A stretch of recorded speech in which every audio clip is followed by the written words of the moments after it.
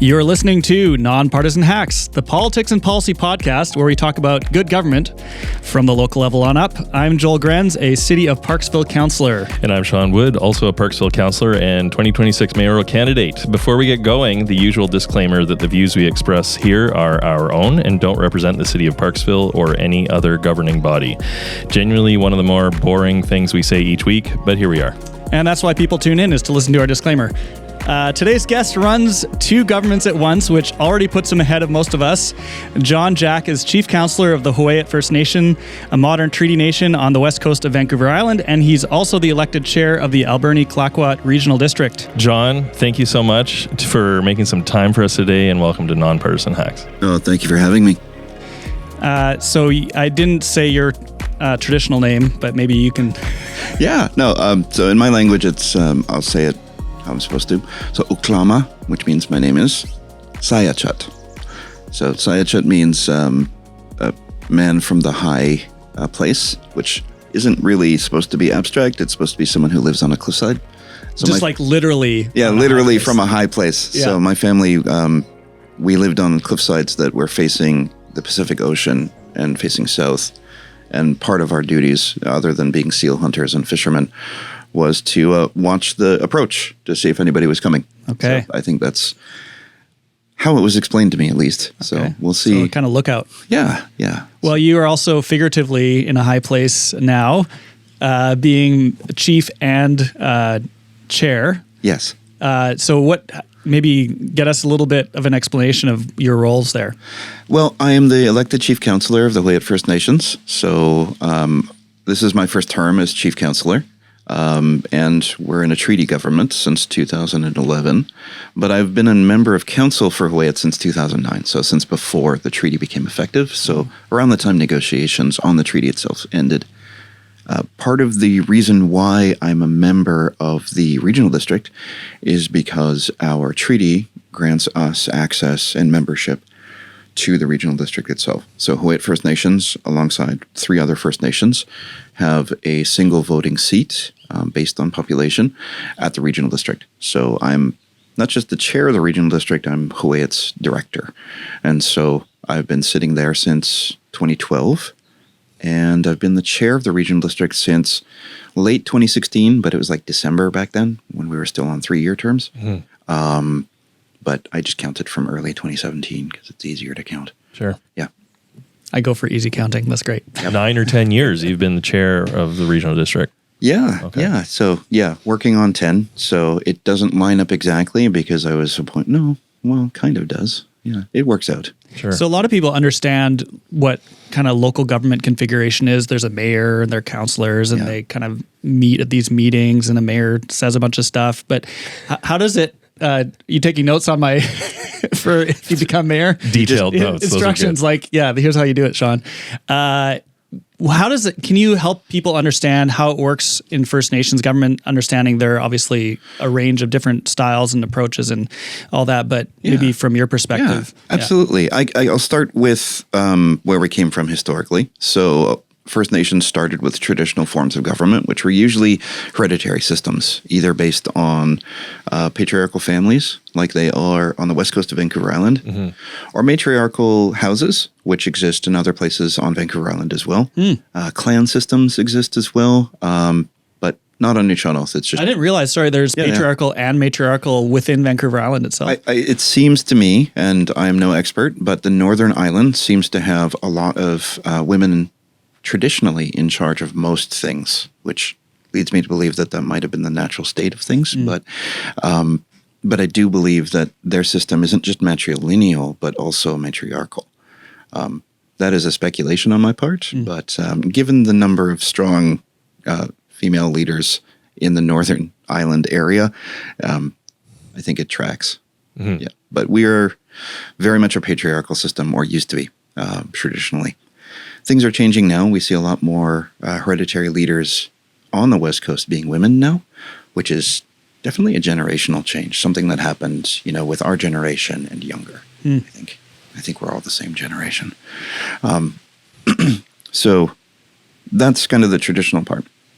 Most of what people really understand is what Huu-ay-aht was before the treaty became effective, which was an Indian Act band which is all of our authority was delegated from the Indian Act. We were a child of the federal government, the same way that local governments are children of the provincial government, whether we like it or not.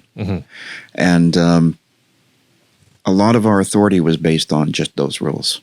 And so a lot of the things we needed to do needed the approval of the minister or someone delegated authority from the Minister of Indian Affairs back then. Yeah. So we negotiated treaty, BC treaty process, a way to create certainty for everyone involved, which is probably the number one selling point of the BC treaty process, at least back then. And then it was negotiated in such a way that we have an elected government now. So we have an elected chief councillor, 5 elected members of council, and 1 appointed representative of our hereditary leaders. So Huu-ay-aht's government is somewhat different than every other treaty government out there because we struggled and we wrestled with the idea of how do we involve our traditional leaders, our hereditary leaders in government.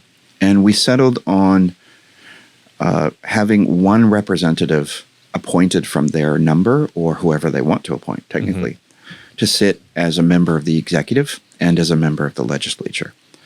Because we have a legislative body as well as an executive body. Really? Yeah.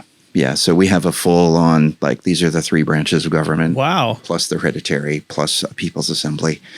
And so we went pretty hardcore on that. And the reason why is because we developed our own community constitution. And that was part of the reason why we went with the system that we did. It's because at the time, this survey was sent out to as many of our citizens as possible, or future citizens. They were called members back then. And the feedback was, we want our hereditary leaders to be involved. We are not certain that they are ready yet to take on any authority over time. Okay. But we do see that happening eventually as our capacity grows, as our reach and our grasp start to become the same thing. And so 1 person would be appointed to be a member of council, essentially. But they would have other duties because they were also the representative of our hereditary leaders, known as the Huu-ay-aht, singularly, and the Huu-ay-aht in plural. And so that's kind of one of the interesting things about a government structure. So to pause on that one, is the hereditary group, do they kind of meet? Do they have their own kind of governance within that group? They do. So one thing that our hereditary leaders are set to do is that they're mentioned directly in our constitution, which basically kind of identifies and affirms the fact that they did exist, they do exist, and they will exist, and that they have their own ways and means. And those ways and means are kind of regarded as, in the way that we talked about it at the community or the Constitution Committee, because I was a part of it, was that it was a bit of a black box, that we would treat them as existing and they could figure out what their own systems were, but law right now would not constrain how those decisions get made, and it would not enumerate how they had to do things quite yet. Interesting. And so we would ask them, mostly they have consultation rights. You said yet, though. Yet. Okay. And I'll get there for sure. Mostly caught that. Mostly they have consultation rights. Like, we have to talk to them about everything we do, especially when it comes to our legislation, including our budget, any amendments we might do, any new acts we might create. As well, there are certain things, certain decisions that have to do with our lands and resources that we have to inform them of what it is we're doing and give them a fair opportunity for comment. So they're somewhere between the Canadian Senate and the House of Lords, if I were to make a comparison. Yeah, okay. That makes sense. So they'd have their own traditional ways of operating that they can continue or evolve, or that's not really governed by the Constitution specifically? And you've definitely struck on what our intent was there, was that we weren't going to tell them how to do things. Because for us, a living culture means that it exists in a way that can change if it wants to, but it has to want to. And so what we do is we try to resource them appropriately. And as their capacities rise over time, we would resource them even more. So recently, in this term of office, we've added a budget for the Huu-ay-aht to act more independently. So that means that they have their own administrative assistant, and they have their own budget for legal counsel. And we're looking at increasing that over time so that they can become eventually more active members in the creation of policy and good governance. But we're not quite there yet. So having that representative of their number to the Executive Council helps us bridge that gap. Okay, so that's kind of the Senate. This is helping me think about it. Yeah, So you've got the Senate, which is long tenure, traditional approaches, more like lower C conservative in theory. Yeah, that is exactly the intention. So you're getting on it right away. Like we did quote, like not in the Constitution, but in our development of these systems, the sober second thought kind of idea, right. The long-term thinking. We think in terms of maybe 1 or 2 or 3 terms of office. They think in terms of 1 or 2 or 3 generations. Yeah. And that's something that's really because they're not important elected. They're not elected. Yeah. And they're recognized as seats, and people who sit in those seats are installed, however, traditionally. But they occupy a responsibility for a set of time, and then they pass it on to whoever the next person is. And so that recently happened in our community a couple of times for the different seats. So we do have a lot of generational change. It's not just electoral, but within our hereditary leader system as well. And that's something that is exciting and intimidating because it's everyone's coming together now, and we haven't formed the norms that will inform how our government relates to our hereditary leaders quite yet. And so figuring that out is exciting, but it is also something that needs to be navigated, if you know what I mean. Yeah. Yeah. Early stages. Yeah. And so, that's... So that's the kind of Senate. Again, I'm thinking. Yeah. So we have, most like crown governments, they have an executive government, which is like the cabinet and premier or prime minister. And then they have the legislative assembly, which is for federal government, the parliament, and the legislature for the British Columbia government as well. It's all government, but the government in that case is the party that leads and can, has the power of executive. So ministers, cabinet, that sort of thing. In our system, the 7-member Huu-ay-aht Council is both the legislative branch and the executive branch. Okay. And the reason why we set it up that way is that eventually we could expand those 2 numbers separately.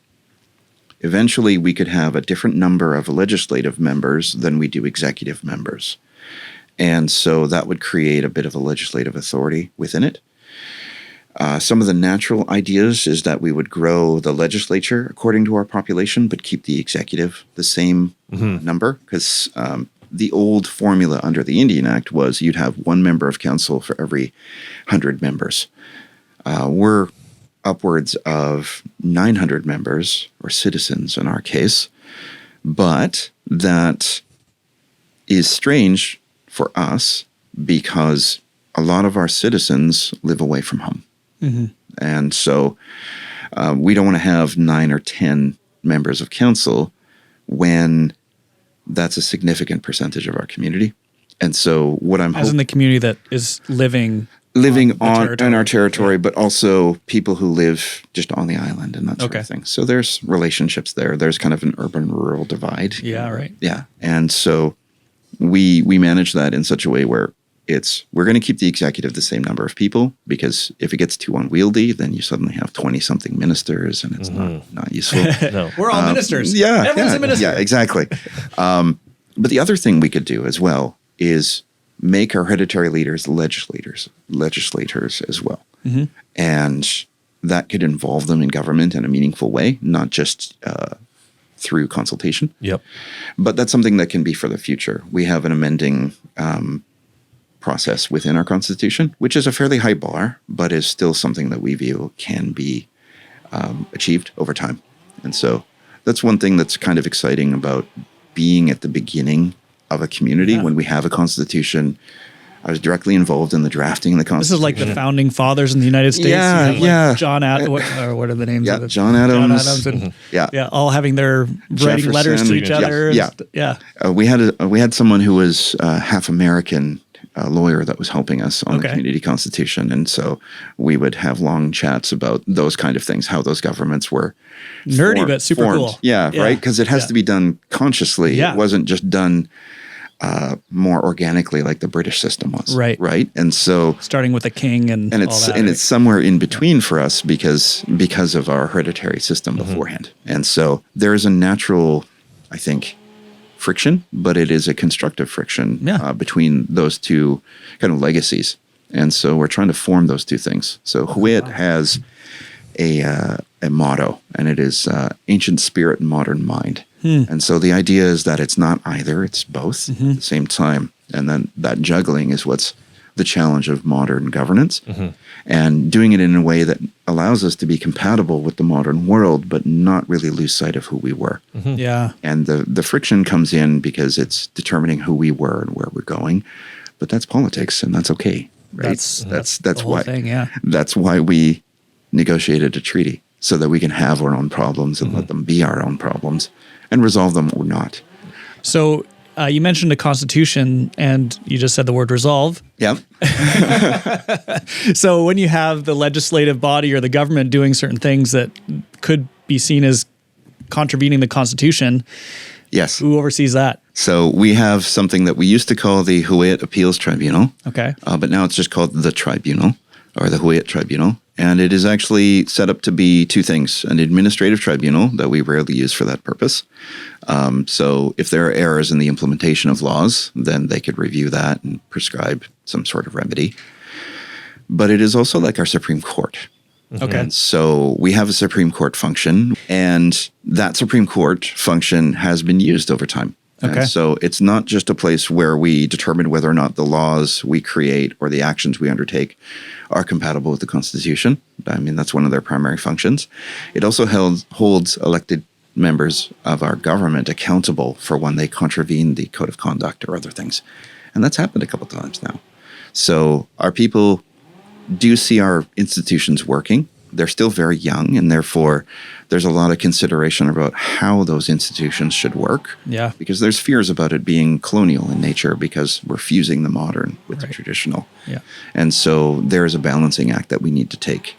And a huge responsibility for you as a member of this body, because you're setting precedents now. Yeah. So you're creating the norms. You're Yeah. creating the precedents. Yeah. People are going to look back at what decisions and approaches you take and be like, well, that's how we do it. That is exactly what is happening, and it is happening in slow motion in some cases, or it's going way too fast. It's rarely in between. But the idea of what we're trying to do is exactly that. We are looking to create those institutions that our citizens can rely upon, that are replacing the old institutions of the Indian Act and becoming something different. So we are not going back to pre-contact. We can't, not yet. And I'll put those in air quotes.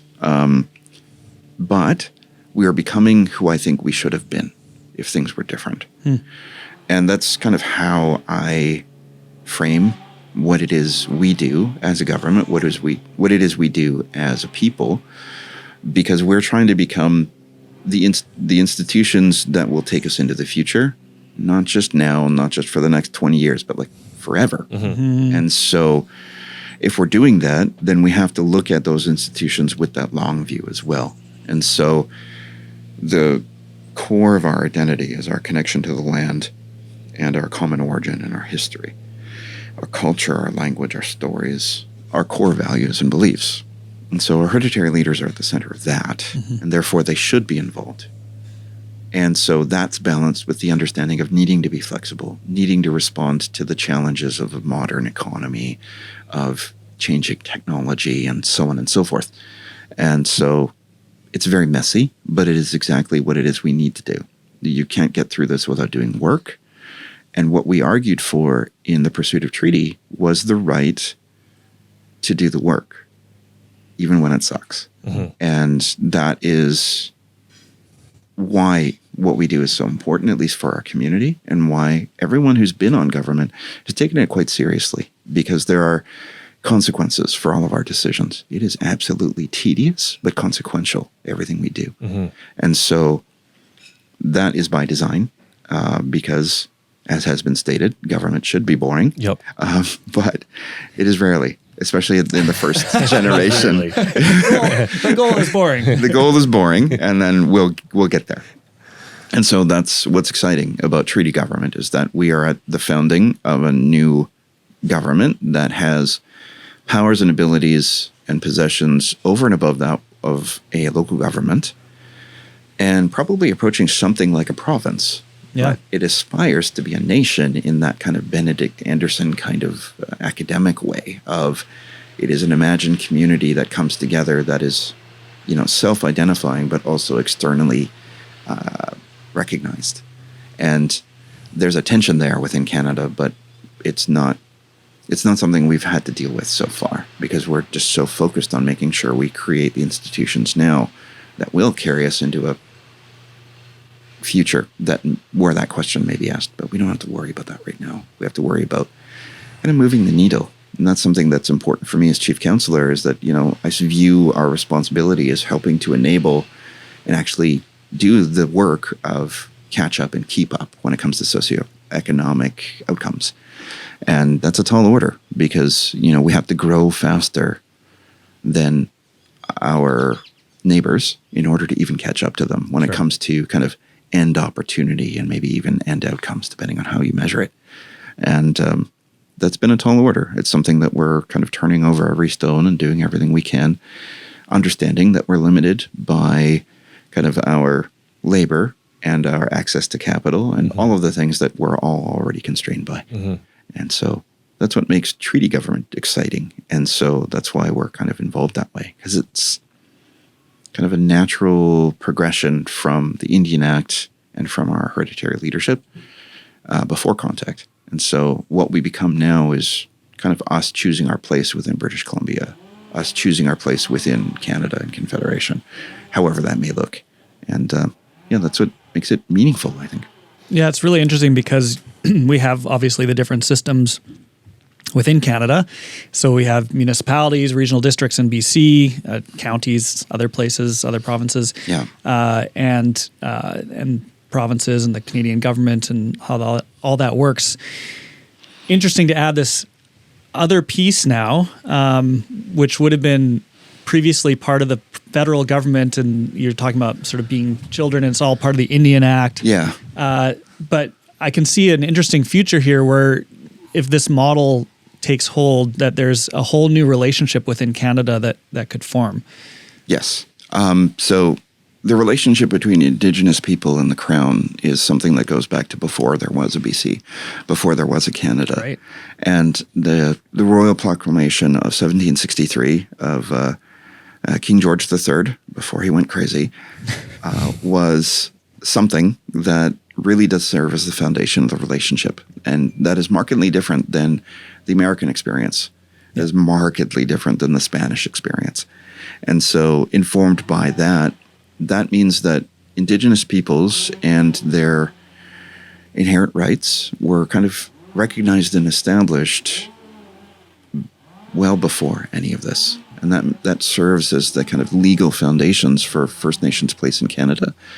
But it's so far undefined for like 90% of First Nations in Canada and BC. Well, and BC itself is also different than other parts of Canada. Which, yes. And I think maybe that's something to get into here a little bit, because so much of this gets confused and conflated. People see what happens in the U.S. versus what happens in other parts of Canada versus BC versus, I don't know, Australia or any number of other places where you have a colonial history. Yeah. But those histories are very different. And from a legal perspective, if you look at, you mentioned proclamations, all that, all very different. Yeah. And you can't treat them all like they're the same. So, yes. And that's definitely the case. British Columbia is different because unlike basically most of Canada east of the Rockies, west of the Rockies, First Nations do not have treaties, historic, modern, or otherwise. And so that means that the land question is often left undefined, which is something that we're seeing as being very consequential for today's day and age. There are historic treaties in British Columbia. A lot of them are like Treaty 8, Treaty 7, I think, in northeastern BC. But that's because they're east of the Rockies. And then we have some... so more like Alberta has... Yeah. When they were doing the numbered treaties back then, which weren't good deals, honestly. But if you look at treaties here on Vancouver Island, you had the Douglas treaties. In Sayaačatḥ, you had the coal treaties. And you had similar treaties in southern Vancouver Island as well. There may be other historic treaties, but really the modern treaty era kind of kicked off in 99, 2000 with the advent of the Nisga'a Treaty. Before there was a modern or BC treaty process. Yeah. And so that was something that is really interesting to watch the history develop over time. And it all kind of sits on the Royal Proclamation and the court cases that acknowledge and affirm and further detail out how Indigenous rights work in BC and Canada. And the Canadian Constitution as well. Section 35. Yeah. Yeah. And so Section 35 matters. And then all of these cases, Sparrow, Calder, Delgamuukw, Haida, Chilcotin decision, all these decisions, they create these tests for how Indigenous rights work within Canada. And that forms the legal basis of why Indigenous communities, Indigenous governments have rights in a way that is seen as inconvenient by some and a natural progression of how we should understand rights by others. Mm-hmm. And there's a conflict there, but we'll navigate it, I think. But that's why it matters, because the Canadian Constitution identifies the existence of collective rights rather than just individual rights. And that's messy, but was necessary because Francophones exist. And so another difference between the United States and Canada, which again people conflate. And because of that friction, that created a different kind of country, because English Canada needed to reconcile with French Canada. Mm-hmm. And that's an ongoing process. But it also contemplates a process of how Indigenous Canada can reconcile with English and French Canada, and so on and so forth. And so I think that provides innumerable complications, but also a lot of potential for creating relationships that can be constructive, that allow for that Canadian mosaic to exist, that allow for, what was it that Joe Clark said? A community of community to exist. Community of communities. Yeah, plural in the end. Yeah. And so that's something that really resonates with me, because I don't necessarily see the plurality of communities within Canada as a bad thing. It just means that there's work in the creation and maintenance of harmony within the country. And I think that's noble work. And I think that's the work of politics and the work of people who are thinking about how it works in the messy middle of things, not just on the outer rim of certainty, which isn't the same thing as a relationship. Having a legal agreement between peoples helps, but it helps when things are either really good or really bad. But things are rarely that extreme. So there's a bit of nuance in the middle, which requires people to talk to one another, mm-hmm. requires people to decide to trust one another or not, and move forward in a way that is subject to not just a contract, but a relationship. And I think that's something that people are trying to wrestle with right now, because contracts you can rely upon, but not everything is subject to that yet. And I think Indigenous Canadians, Indigenous leaders know that what we're asking for is an active relationship with the Crown, with other governments, not just a bunch of contracts. Mm-hmm. And I think that's just smashing up against the kind of Western tradition of creating certainty in that way. I mean, mm-hmm. that's the European way, right? But Indigenous culture tends to be about thinking in terms of relations. So we didn't have borders, per se, between tribes on Vancouver Island. Mm-hmm. They were networks of responsibility, access, privilege, and other things. There were border communities that would be combinations of both nations, mm-hmm. both families. Some families would only be based in those locations, and they would have influence in both nations, so to speak. Mm-hmm. And those things are kind of forgotten when we start drawing lines on maps. Yeah. And so it's a worldview conversation where not everything is so easily defined in black and white on paper. And by boundaries. Yeah. Yeah. And so everything is interconnected, interdependent, and mm-hmm. they have reciprocal relationships forever. Yeah. And so there is a need for ongoing maintenance of those things in order for us to, move forward into the future. Mm-hmm. And I think there's an inherent resilience in that because things can change over time. Whereas you can get skewed and get stuck into a system that exists for centuries when the climate is changing or when the economy is fundamentally different than what it was 70, 80 years ago. And so I think that's something that we need to contemplate as a country and as a province, is that there's an inherent lack of flexibility and certainty that we need to understand that if things are going to change a lot, we have to create institutions within BC and Canada that allow for flexibility to exist so that our politics and our culture, or culture of cultures, can keep up with all of this change in the economy and all of this change in the environment. And I think that's the challenge of this generation, which is tedious but consequential. Well, we expect things in our system to stay static. Yeah. That the environment, you mentioned economy, or all the things that we're living in are going to stay the same. But that's not the case. And the institutions end up being built for a certain era, and then they don't work in future eras. Yeah. And so how do we build kind of this resiliency, this flexibility, this ability to bend a little bit as the world around us changes, while still maintaining, still being moored to something? Yes. So how do you? So that's what you're wrestling with here. It's like so. What we do in Huu-ay-aht is kind of what I see should and is happening in BC and Canada, just in a different way, maybe not so obviously. But what I would point out is what I see happening in the economy is that we have institutions, politics that kind of expect things not to change too much. And therefore, the rules and regulations of how the economy interacts with the environment, interacts with society, they kind of expect the same thing moving through.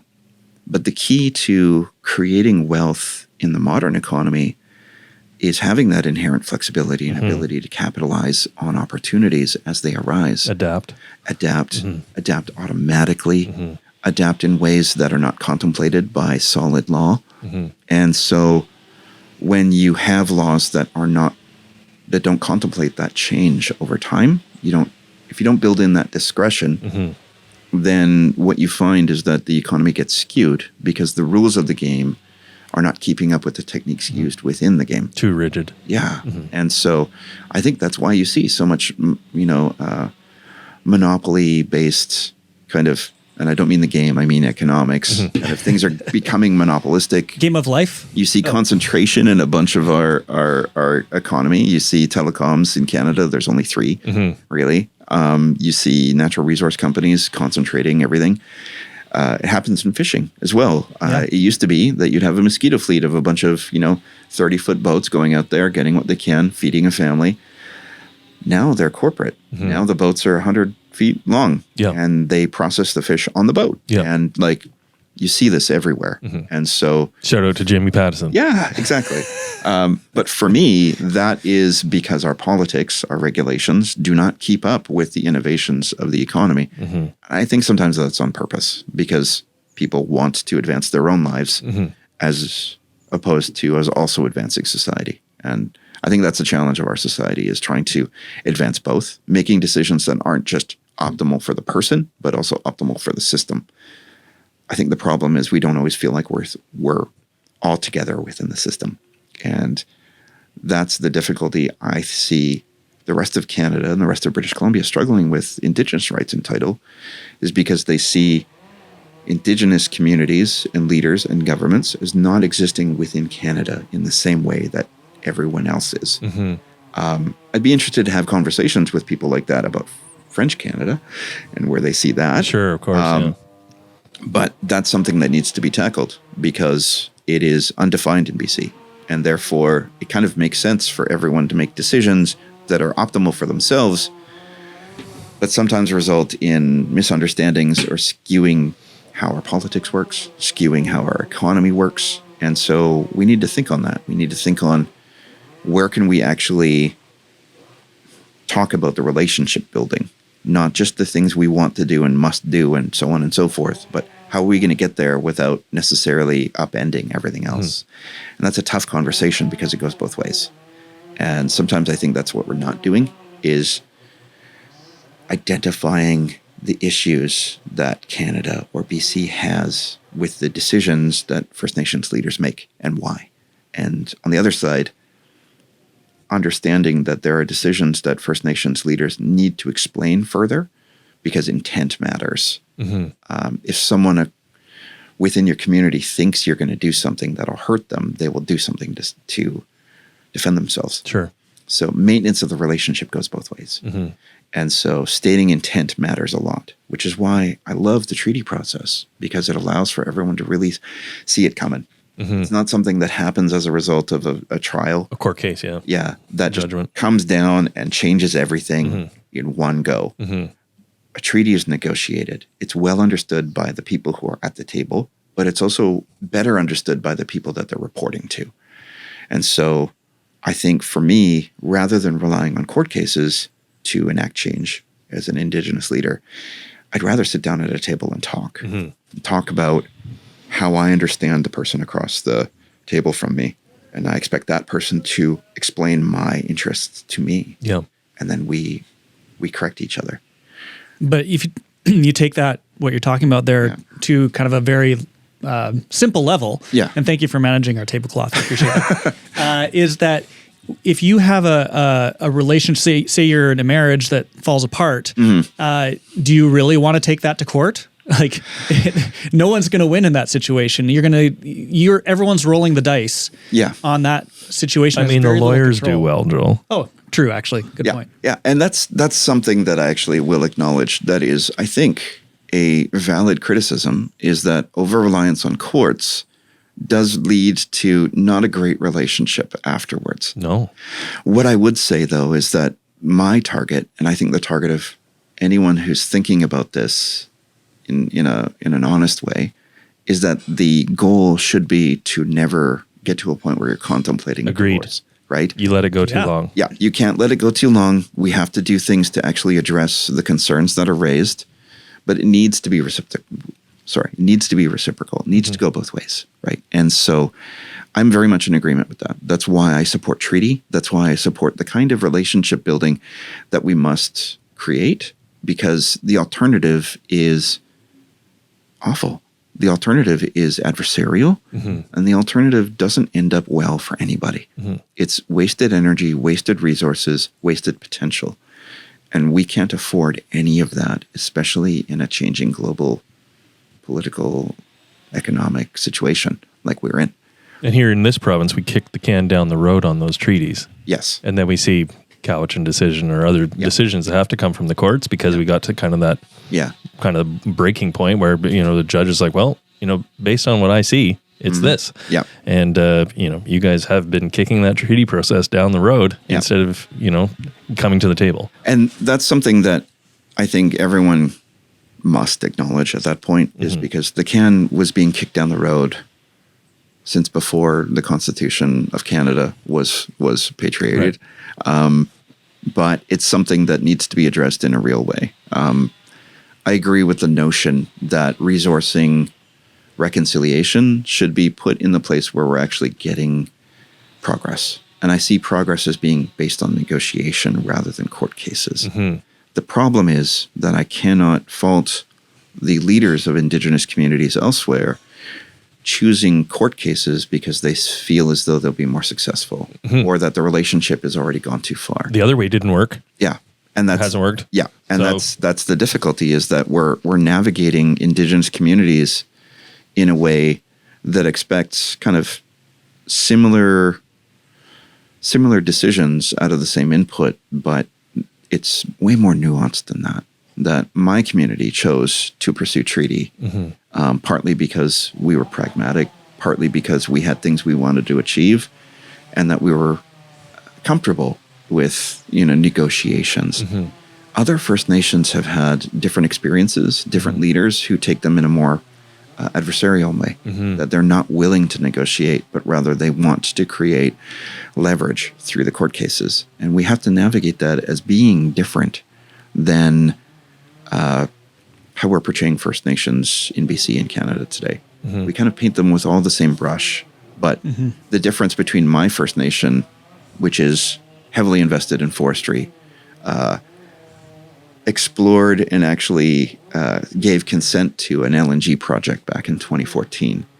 Almost 70% of people approved it.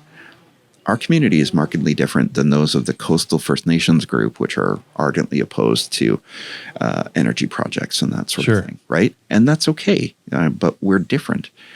And I think sometimes that nuance, that basic nuance, is lost, that First Nations communities do not see themselves as not a monolith. Yeah. And so the difference between Nuu-chah-nulth culture on the west coast, Coast Salish culture on the east coast, and Kwakwaka'wakw culture in the north of Vancouver Island, those are all different. And there's differences within each of the communities within those culture groups. Yeah.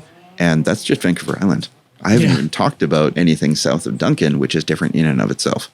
And so I think what we need to do as a province and as a country at the government level is recognize that this is not a relationship with, three organizations. This is not a relationship with AFN or the UBCIC, the Union of BC Indian Chiefs, or the First Nations Summit, which represents treaty interests. It's not that tidy. It's not that tidy. There, we don't have one window conversations, even though it's convenient. You have to think of having bilateral relationships with each of the First Nations because they are the rights holders, not those groups. And so those should be ongoing, but it's not resourced like that, right? What the Ministry of Indigenous Rights and Reconciliation should be, Relations and Reconciliation should be, is almost have a core of diplomats that go out and have relationships with each of these communities. Same thing holds true for the 600 First Nations in Canada, as well as Inuit and Métis communities. And you don't see that because it's not seen as efficient.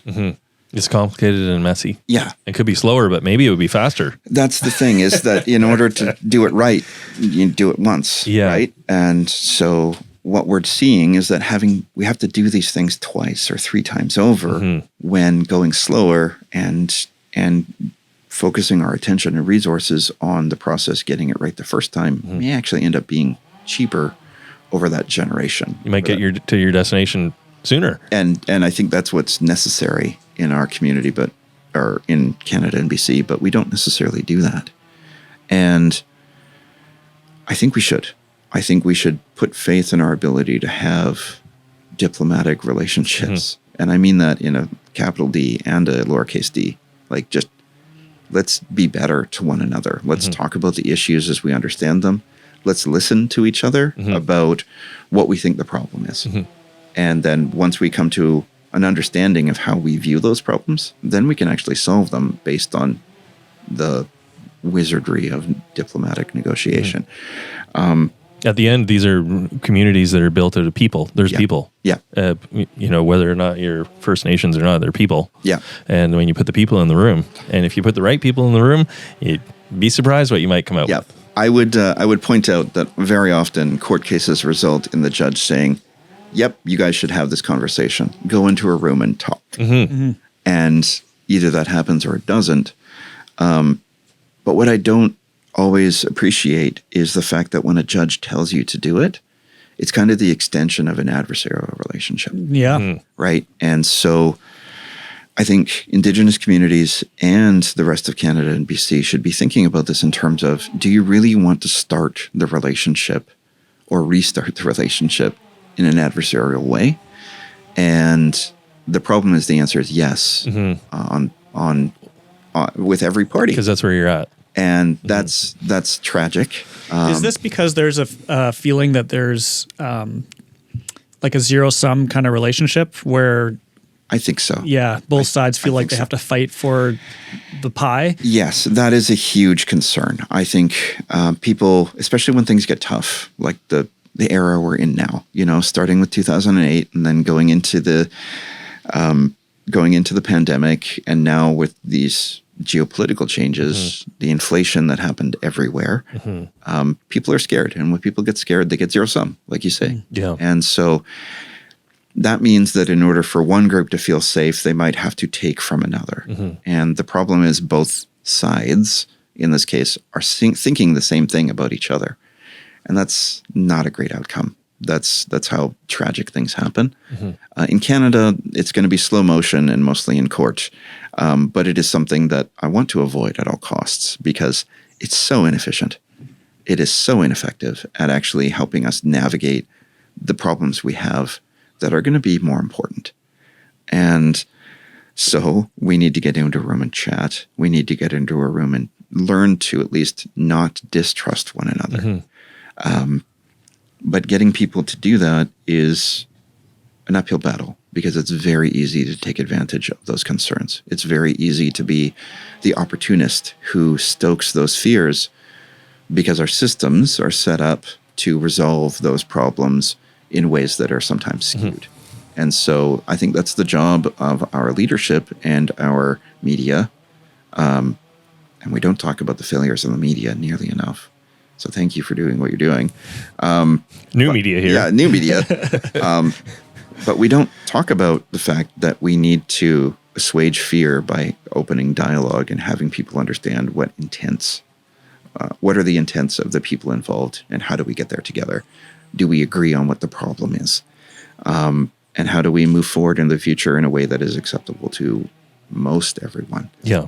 And that is combated, that is negated in many instances by people who say, no, we should just do this. Yeah. And there will be certainty for the people who matter.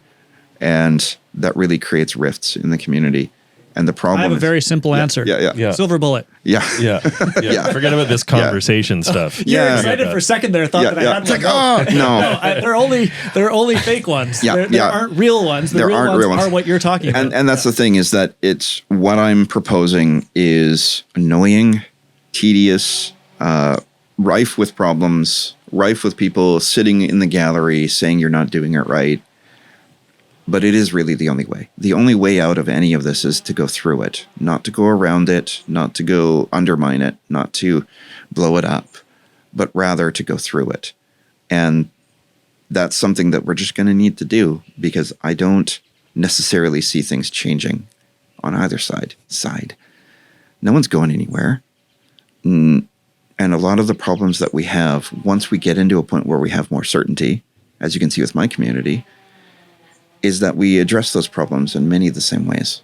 My problems as Chief Councillor of Huu-ay-aht are extremely similar to the problems of both the Premier of the province and the Regional District and our neighboring community and Port Alberni and all of these things. Budgets, things are broken. How do we fix this? Where do we want to go? And so, I have a lot of common interests with people who would not regard me as their ally.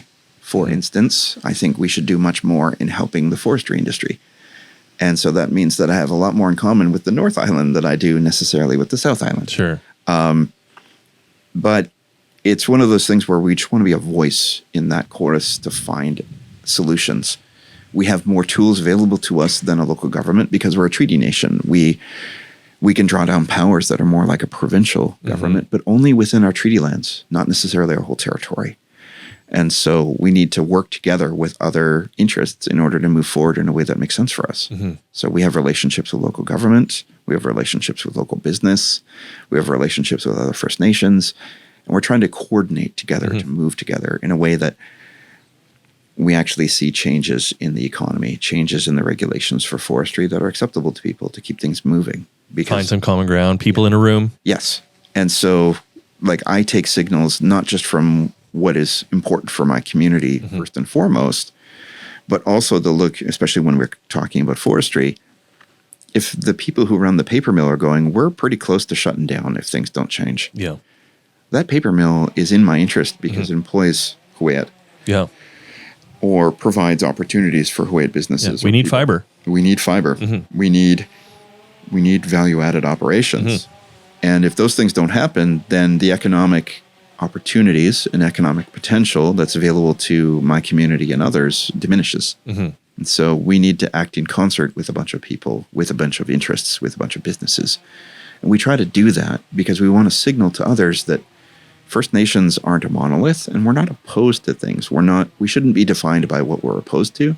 We should also be defined by our relationships first and foremost and how they exist, but also what it is we're trying to do. And what I'm trying to do is create institutions that our people can rely upon for good governance and demonstrate that we're a part of the greater community of communities, that our interests are very similar to that of other communities, and that we're working on solving the same problems. So let's join our efforts and do things in a way that makes British Columbia more competitive in global forestry, and so on and so forth. Let's explore alternatives to resource extraction for our economies as well, because I don't want to go through another 2008.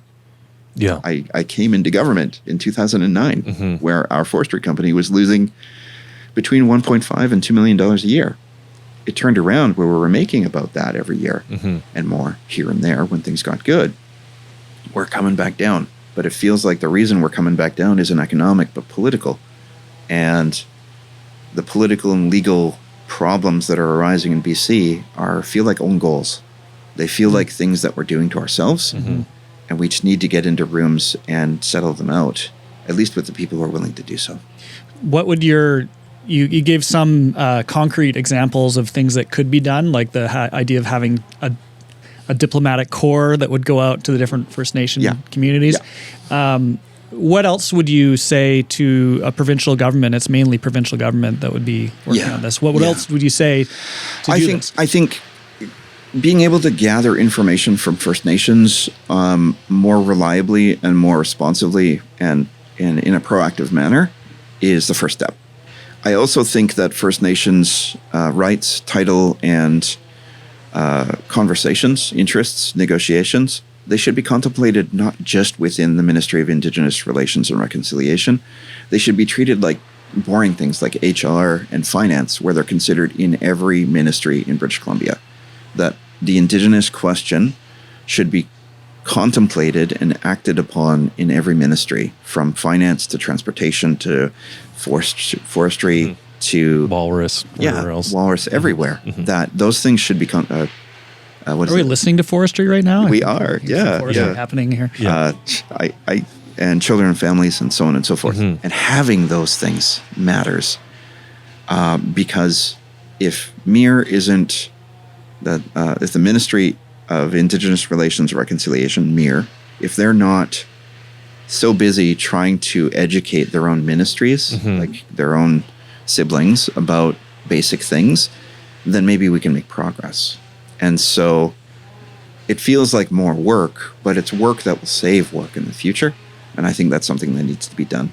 I also think that local solutions to certain problems need to be embraced more rather than interacting. Rather than blanket decisions based on, like we've talked with the AFN, we've talked with the EBCIC, this is what we're going to do. And it's like, that's not going to work in certain instances. And that's not going to work in the margins where it matters, right? A lot of the value we create is by effort at the margins.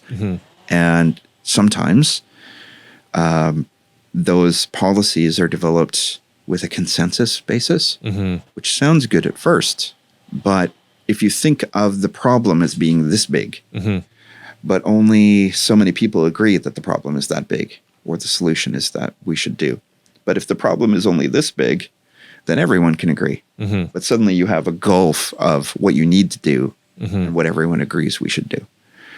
And I think there is a lot of instances where consensus-based decision-making is flawed because the nature of the problems we're tackling are not based on consensus, right? Just because we can't wish another 300,000 cubic meters per year of fiber. We actually have to do it, and we actually have to do it in a way that affects other people's potential or interests. The only way that, say, TFL 44 is going to work, which is the one that is situated in my territory and around Port Alberni, the only way things are going to stay sustainable is if TFL 44 gets from 250,000 cubic meters per year to be more like 500,000. Sure, almost double. And we're not there. And decisions likely need to be made to enable that, or just let forestry die. And the problem is, if forestry dies in TFL 44, it's going to have knock-on effects on other TFLs and other communities.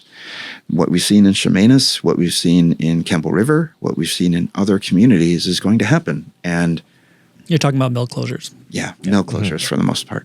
And so we need to do things in order to either head that off at the pass or rip the Band-Aid off. But doing nothing is just going to slow, painful, make it worse.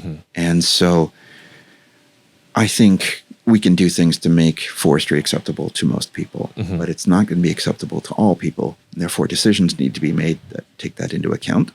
Don't let that move forward. So that's where you're saying consensus can't do almost it nothing can please everybody anyway. I don't think, just my experiences in local government, my experiences in tribal government lead me to believe that consensus-based decision-making sounds good, but the decisions will always fall short. Yeah, you can agree on the lowest common denominator stuff, but the really challenging decisions, you're never going to get consensus on. And you can't argue. If we do our work on the decision-making side properly, there's math you just can't argue with. It becomes, you're either going to do it or you're not, but you have to decide. And the longer it takes you to decide, it's going to make both options more painful. Yeah. So, and that's hard. That's the can kicking. Right? And that's a challenge of democracy, and that requires more work. That requires more conversations and making decisions, even if they don't go a certain way. The complicating factor with Indigenous communities is that Indigenous communities have rights, which need to be interpreted and implemented in a way that fits. And in many instances, that's undefined. For treaty nations, that's more defined. But for nations that don't have any rights and therefore don't have the same potential, and therefore there's some difficulty there in their politics and their economy, that can change how they make decisions, and that gives them leverage. And if you don't have the pre-existing relationship that can build trust, they're not going to assume it's there. And therefore they're going to have to create their opportunities. And sometimes that's zero-sum in nature. This goes both ways. And so we need to create a relationship that allows for those things to be averted through discourse, through conversations, through understandings that are not based in legal certainty, because there's a cost to legal certainty. And that's what's intimidating. But that's also the challenge that makes it exciting as well, if you look at it a certain way. So all this does require thoughtful leadership at the end of the day, because you can create all the processes you want that are written down, and they become rigid, inflexible, and not focused on outcomes, just focused on following a process. Yeah. Almost removes people. Yeah, and then removes the people aspect. So there's coming back to that tension that you're talking about and how you structured Huu-ay-aht. And so that structure was there because it needed to kind of counterbalance the going too far in the other direction. So the laws were restrictive in such a way that they were completely circumvented in many instances in Indian Act bans. That a lot of the decision-making was created in such a way that it was based on kind of an overcorrection into those personal relationships. But the relationships weren't collective, they were personal. And so you set families up against one another because there were scarce resources. And so you had something that was more like 1920s gangsterism than you did true governance. And so it's a balancing act, right? So what I'm not saying is that I as the chief councillor, should be best friends with the premier so I can get special considerations in that kind of gangster way, right? What I'm saying is that our communities should interact with one another on a regular basis, here, right? Like I'm not here to leverage the premier to offer him something he can't refuse. That's not what I'm going to do. That's not what I'm thinking I should do. And so we can't overcorrect in the other direction because there are legitimate concerns around accusations of corruption and conflict of interest and so on and so forth. Not that doesn't already exist in the rest of British Columbia anyway, but I think there's an acute worry because First Nations people are identifiable and First Nations communities are fairly tight, that there's an inherent disadvantage if you allow for that kind of gangsterism to continue. It's a balancing act, right? So I'm not saying we need to go too far in the direction of relationship building that is more about whether or not the mayor and the chief are best friends. Okay, sure, yeah. But rather, there are established linkages that exist before, during, and after any one term of office. Yeah. That there are relationships that exist between communities regardless of who's in charge. The conversations are ongoing and they're constant and they're kind of Yeah. dependable and good relationships that are going to carry through terms. Yes, exactly. Yeah. Right. And so the relationship is the role. yes. The relationship is not the person. And this is one of my hobby horses. Yes. Is that when you are chief counselor or premier or whatever, it is not John Jack that is the chief counselor. It is the chief counselor. It is the chief counselor that John Jack is temporarily animating. Yes. And that the role has to be above any individual person and continue, and there's a continuity. Yeah. And so when we take on these roles, need to make sure we are thinking in those terms. Yes. As opposed to gangsterism thing where it's quite abstract, right? And so it's that level of abstraction isn't well understood by communities, and it's really not well understood by First Nations communities because of the socioeconomic situations we find ourselves in. But that is exactly how I view it, that the nation is its own thing, right? And that I serve the nation. I don't just serve the people who voted for me, and I don't just serve certain families. And for the most part, what I need to do is more good tablecloth management. Yeah. And what I need to do is not only consider certain subsets as being the only people who matter within my community. Yeah. You're elected to represent everybody. Yes. Yep. And I think that's similar with local government, that regardless of who you are as a person, you should take into consideration the interests of everyone involved and make a decision based on the information and your values and who you purport it to be. You don't need to be a voting machine based on whatever the majority wants every time. But at the same time, you can't just be a servant of the right or the left or special interest groups or Indigenous people or whatever. And so understanding the problem is the core of solving the problem. And we often make assumptions on what the problem is or what the interests of the other is. And so if we just identify common concepts first and what we think another person's interests are, they'll be quick to correct you when you're wrong, right? And that interchange of mutual understanding is often a step that we don't always take, right? So if I'm going to meet with another chief, I not only sit down and introduce myself, I introduce my connections to that community and what I think their interests are. This is what I understand your nation to be. This is how we're connected. But this is what I think you're worried about. This is what I think you're trying to do. This is what I think we can do together. And this is where I think the value can continue on. And then that individual will correct me if there's anything. It's like, actually, no, we want to do this instead. But we understand where you're coming from and that you guys are doing this. And I find that a good exercise that we don't always do because we're often sitting there going, I need to represent my interests or our interests. And it's like, yep, those are our interests, but this is what I think yours are. Where's the other person coming from? That's why I think we should have a relationship. And that's a slight change on how a lot of politics works right now. And so I think local governments and tribal governments have a lot in common because we're not saddled with the idea that we're only supporting a certain ideology or a certain, in Quebec's interest, a certain community. Right? It's kind of implied for First Nations, but it doesn't necessarily have to be. And so how we think about it is something that is subject to those conversations. I don't have to be ardently Huu-ay-aht if I already know that there's a community that is not a threat to Huu-ay-aht identity or interests. But I don't know that until I do. So we have to have those conversations. And so I think that's a minor change, but like if I sit down with someone, I want to tell them what I know about them as much as what I know about myself, because we know things through relationships to other things for the most part. And so making sure that we're understanding the velocity or angles or vectors of different communities can matter a lot. If you know where you think you're going and you know where your prospective partner is going, or where they think they're going, you can help create something that allows you to both benefit. Walk a mile in the other person's shoes.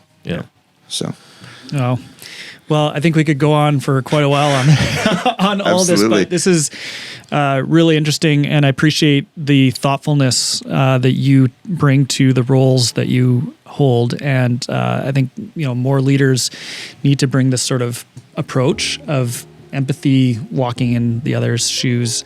And hopefully as we mature as a society here in Canada, because we're pretty young, my hope is that we start to establish some protocols and traditions of the kind that you're referring to. Yeah. And we have a lot to learn, I think, from First Nations in terms of those traditions that have been on these lands before any colony ever was established. And so there's an opportunity, hopefully, to learn in that relationship.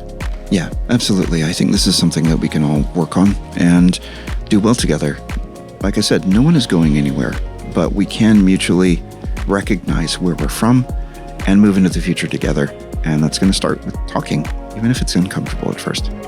For the people who are listening who have never met John Jack or listened to him, I met him maybe 3 or 4 years ago now, and we'd be at a convention, and when it's a room full of people, hundreds of people, and he'd go up to the microphone because he has an opinion on something, and the room falls silent when John Jack goes up, and that's because of the thoughtfulness and his calm demeanor, which he brings into every topic, and it is just unreal. And really appreciate you making some time for us today, Chief. I appreciate being here. Thank you for the invite. And so I think we can call that a wrap on this episode of Nonpartisan Hacks, but I will give a plug. If you have a guest suggestion, a good government story, or a topic idea, drop us a line at nonpartisanhacks.com. And until next time, take care of yourself and your community. Thanks, John.